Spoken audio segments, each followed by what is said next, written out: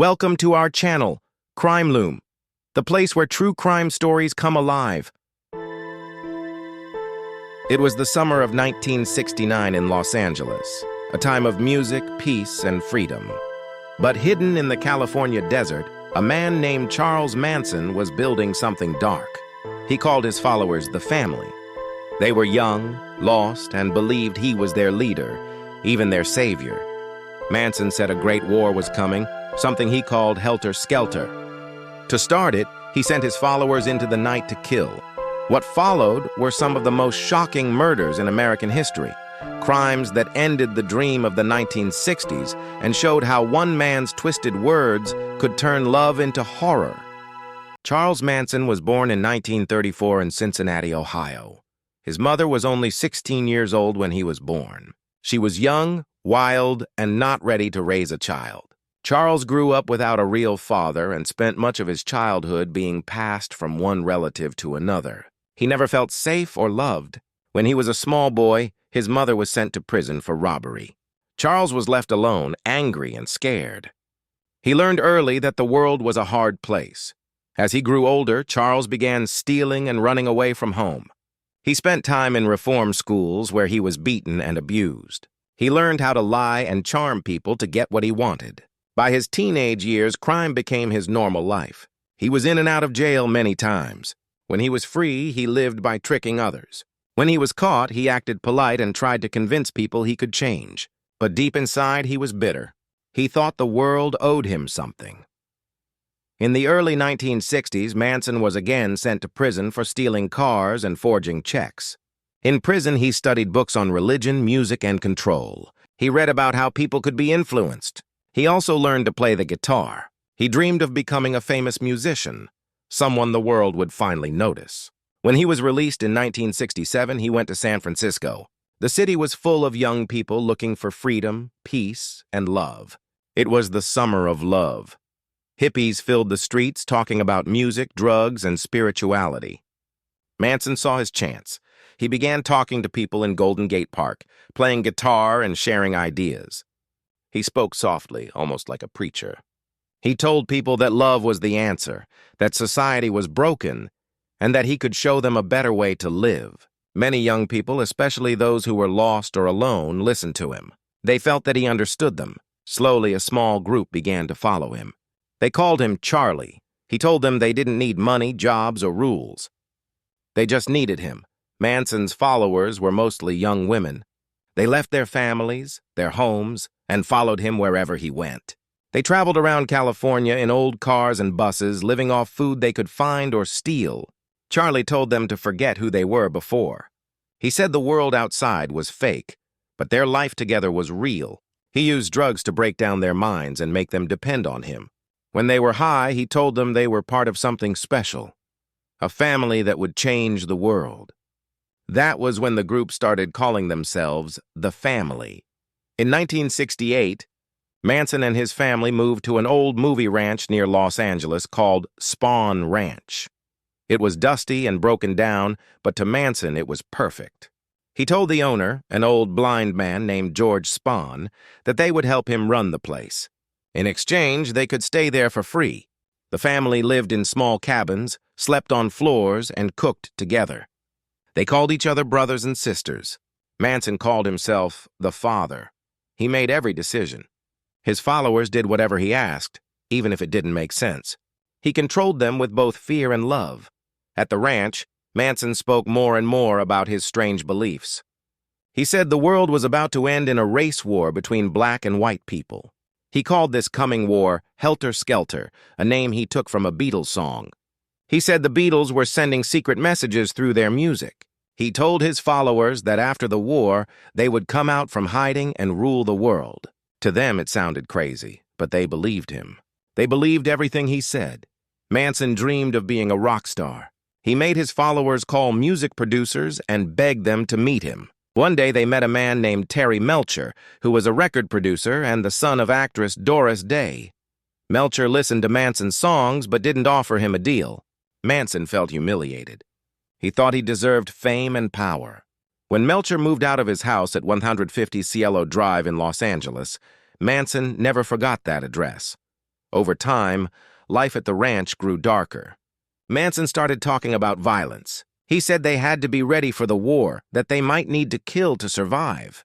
He told his followers that murder was not wrong if it was for a higher purpose. He said they were soldiers for love and he was their leader. Many of the young women had stopped thinking for themselves. They believed Manson was like a god. He made them feel special, chosen. But deep inside, he was filling their minds with hate. Manson used LSD to control them. He would give them large doses and then speak for hours, telling them he was Jesus, that the government was evil, and that only he could save them. The followers, lost in their hallucinations, saw him as divine. He told them they had to break away from society completely. No laws, no guilt, no fear. The more they followed, the more they lost themselves. By 1969, the family had grown to around 30 people. They stole food from stores, hijacked cars, and lived by Manson's strange rules. He told them that soon the world would end, and only they would survive. He even took them to the desert looking for caves where they could hide when helter-skelter began. But the world didn't end, and Manson grew angry. He wanted to force it to happen. He told his followers they needed to send a message, to start the chaos themselves. He said if they killed some rich, famous people, it would shock the world. It would make people think that black revolutionaries had done it, and the race war would begin. His followers listened, nodding, ready to do whatever he said. They trusted him completely, even though what he asked for was evil. As the summer of 1969 arrived, Manson's mind grew darker and more violent. He was jealous, frustrated, and full of rage. He wanted revenge on a world that had never accepted him. He wanted people to fear his name, and soon he would get what he wanted, in blood. The night was warm and quiet in Los Angeles. It was August 8, 1969.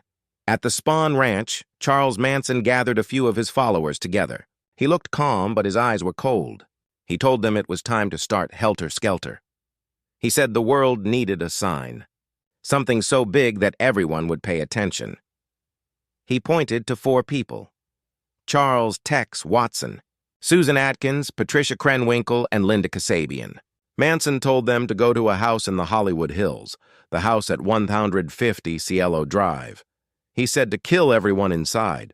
He didn't tell them why he chose that house. But it was the same house where record producer Terry Melcher had once lived, the man who had rejected Manson's music. Manson wanted revenge. The 4 followers got into a car late that night. Tex drove. They carried knives, a gun, rope, and extra clothes. The road was dark and empty. None of them spoke much. Tex was in charge that night. Manson had told him, "You know what to do." When they arrived near the house, they parked a short distance away. The house was large and beautiful, hidden behind a gate and surrounded by trees. The lights inside were on. Tex climbed over the fence and cut the phone line so no one could call for help. Then he told the others to follow him. As they walked up the driveway, they saw a car. Inside it was a young man, Stephen Parent. He had just visited the caretaker and was on his way home. Tex stopped him. He pointed his gun and fired 4 times. The boy died instantly. He was only 18 years old. The group then entered the house through a window. Inside were 5 people: actress Sharon Tate, her friends Jay Sebring, Abigail Folger, Wojciech Frykowski, and the caretaker's guest, Stephen Parent, who was already dead outside. Sharon Tate was 8 months pregnant and married to film director Roman Polanski, who was away in Europe. Tex woke up Frykowski, who was sleeping on the couch. He told him, "I'm the devil, and I'm here to do the devil's business." The words were cold and strange. The people inside were confused and terrified. Jay Sebring tried to protect Sharon, but Tex shot him. Then the women, Susan Atkins and Patricia Krenwinkel, started attacking the others with knives. The house filled with screams. Frykowski tried to run, but Tex caught him and stabbed him again and again. Abigail Folger managed to escape the living room, running toward the door, but Patricia chased her down and stabbed her too. Inside the house, Susan Atkins held Sharon Tate down. Sharon begged for her life. She asked them to spare her baby. She cried and said she just wanted to live long enough to have her child. But Susan didn't listen. Tex came over, and together they stabbed her to death. Before they left, Susan dipped a towel in Sharon's blood and wrote one word on the front door: pig. When the group returned to the car, they were covered in blood. They laughed and told Manson what they had done. He listened quietly. He didn't seem shocked. He only told them they had done well, but that the message was not clear enough. He said the next night they would do it again, only bigger. The next evening, August 9, 1969, Manson decided to go with them. He wanted to make sure things went right. This time, he brought more followers. Tex Watson again, along with Patricia Krenwinkel, Leslie Van Houten, and Steve Grogan. Linda Kasabian went too, but she stayed outside again as a lookout. They drove around Los Angeles looking for a target. Manson wanted a house that showed wealth and comfort, something that would scare the rich. After a while, they stopped near the home of Leno and Rosemary LaBianca, a couple who owned a grocery store. Their house was quiet, dark, and easy to enter. Manson went inside first. He woke Leno LaBianca, who was sleeping on the couch. He told him to stay calm, that they were not going to hurt him. Then he tied Leno's hands with a leather cord. Manson went into the bedroom and tied up Rosemary. He told the others to follow his orders and then left the house. He didn't kill anyone himself. Tex, Patricia, and Leslie stayed behind. Tex took a knife from the kitchen and began stabbing Leno. He stabbed him again and again, even after he was dead. Leslie and Patricia went into the bedroom and attacked Rosemary. Rosemary fought hard, but she was outnumbered. When it was over, the two women wrote words on the walls and refrigerator using the victim's blood. Death to pigs and helter skelter, spelled wrong. When they returned to the car, Manson asked if it was done. Tex said yes. They drove back to the ranch, calm and quiet, as if nothing had happened. Some of them even laughed. They felt proud because Manson was proud. He told them they had helped start the Great Change, Helter Skelter, the war that would destroy the old world. The next morning, the world woke up to horror. At Sharon Tate's home, police found 5 bodies and walls covered in blood. It was one of the most brutal crime scenes they had ever seen. The newspapers called it a massacre. The next day, the LaBianca murders were discovered too. No one could believe that such things could happen in peaceful Los Angeles. At first, the police thought the 2 murders were not related. The Tate house seemed like a Hollywood crime, maybe a drug deal gone wrong. The LaBianca house looked like a robbery, but soon they noticed the words written in blood. They began to suspect a connection.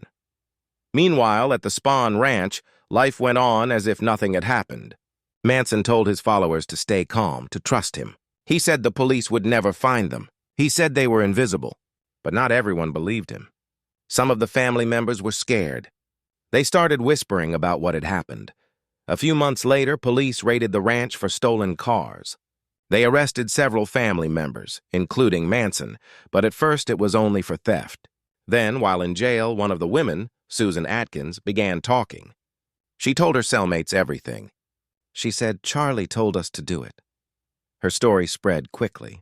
Investigators began to piece together the puzzle, the family, the ranch, the strange man named Charles Manson, and the murders that had shocked the nation. By the end of 1969, the Manson family's world of lies and control began to fall apart. The dream Manson promised of love, peace, and a new world had turned into a nightmare of blood and death. The people who once called him father were now facing life in prison. But Manson still smiled. He said he had done nothing wrong. He said he never killed anyone. In his mind, he believed he was winning because people everywhere were finally saying his name. The world was still in shock from the murders. Newspapers showed pictures of Sharon Tate's smiling face, and people asked how anyone could do something so cruel. In Los Angeles, fear grew quickly. People locked their doors, bought guard dogs, and looked at strangers with suspicion. Hollywood stars moved out of the hills.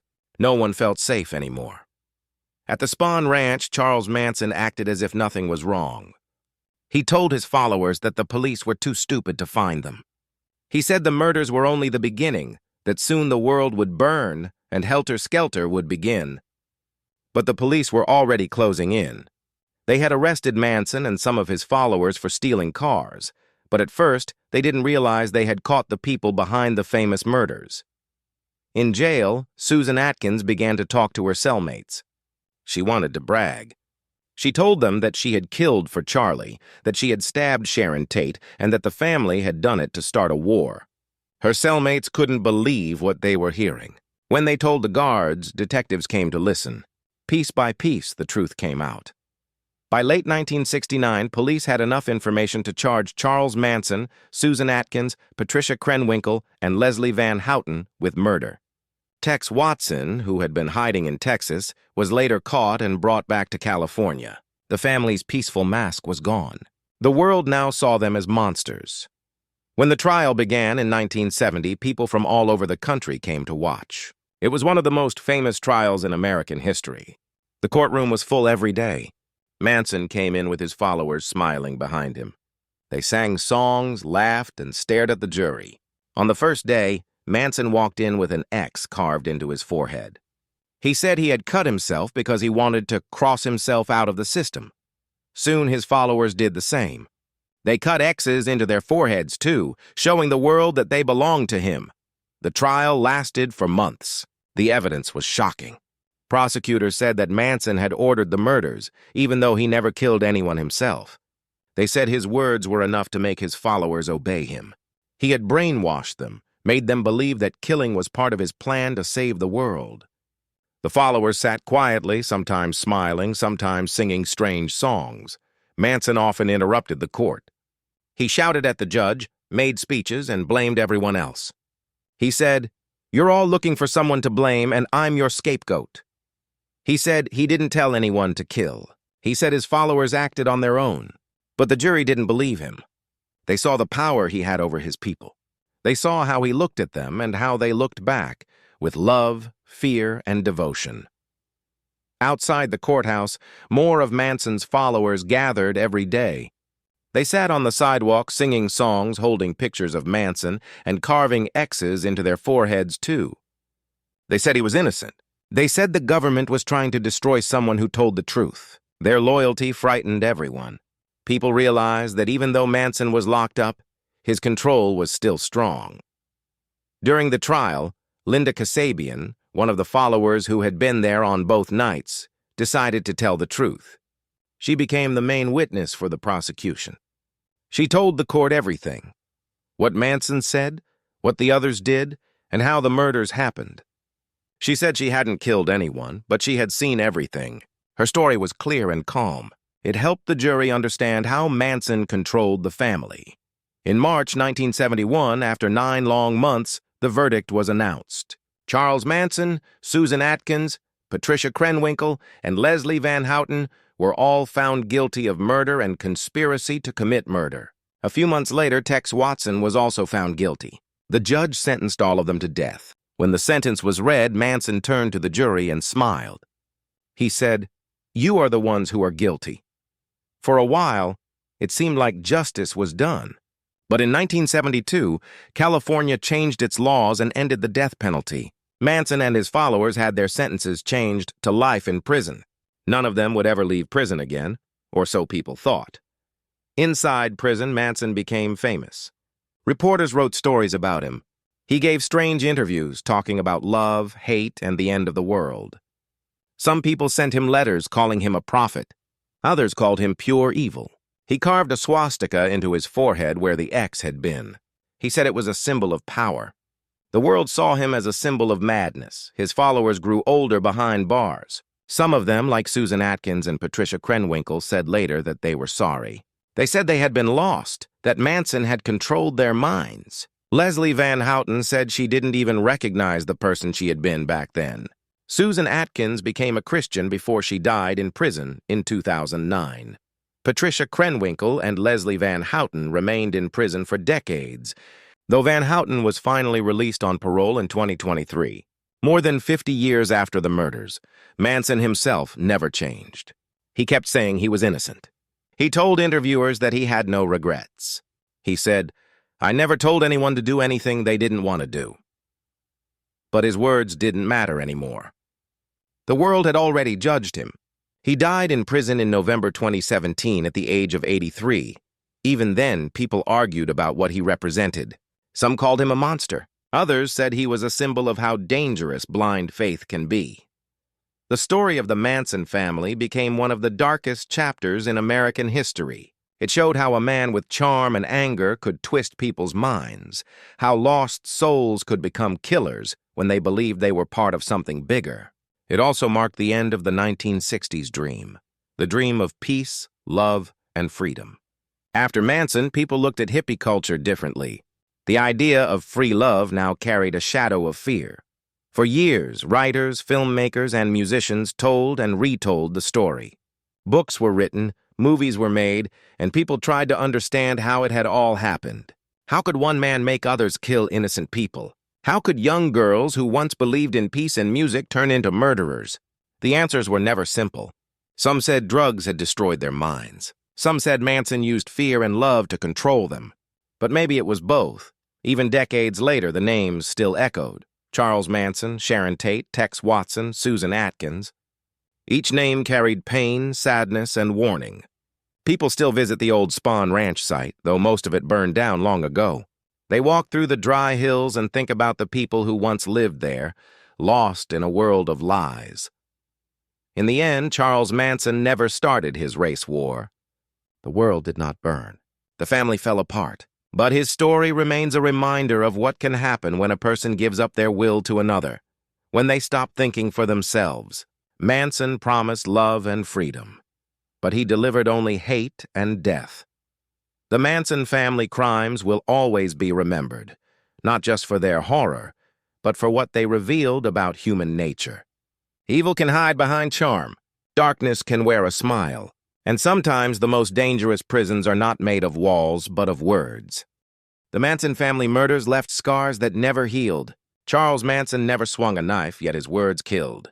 He spent the rest of his life in prison, still smiling, still blaming everyone else. His followers grew old behind bars, their lives wasted by blind devotion. More than 50 years later, the story still chills the world, a reminder of how easily people can be led, how dreams of peace can turn into nightmares. In the end, the Manson family didn't change the world. They destroyed lives, and they destroyed themselves. Subscribe to Crime Loom, and join us as we unravel more heists, mysteries, and untold legends.